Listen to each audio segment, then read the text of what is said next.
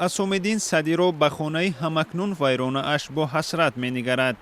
این منزل را با پول 10 ساله از مهاجرت آوردهش بنیاد کرده و یگانه سرپناه خانواده 7 نفره اش بود.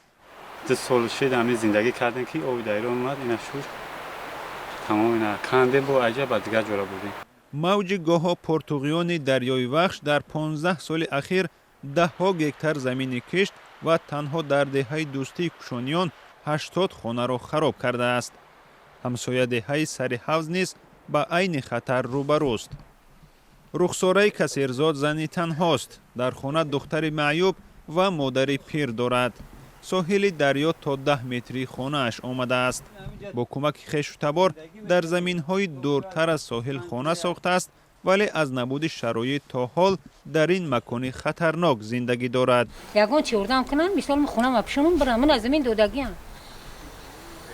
خیلی مثال مبلغ نکی و تخته و شفیر بخرم برام بالای خونه محکم کنم برام.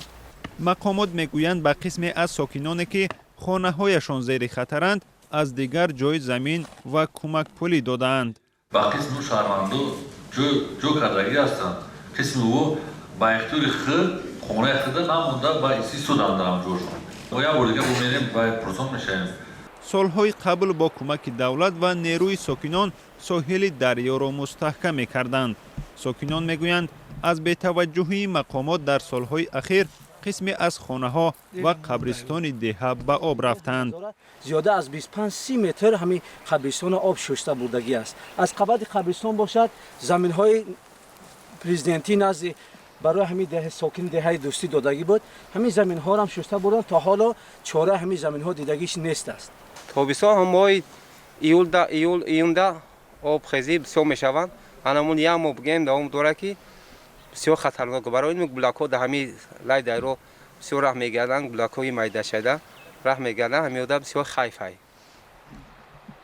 در این دهه نزد ساحل حدود 1400 نفر زندگی میکنند.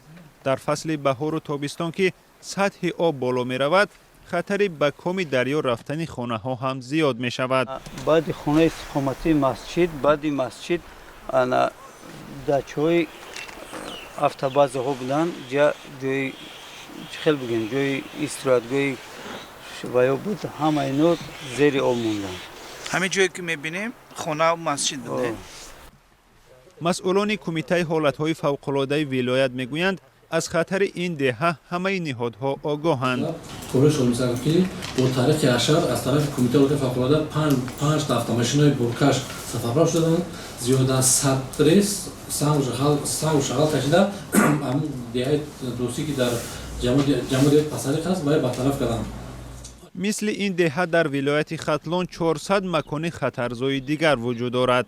ساکنان میگویند هر لحظه بیم دارند که با شروع فصل بهار دامنه ساحل پهن شده تمام دهه را فرا میگیرد.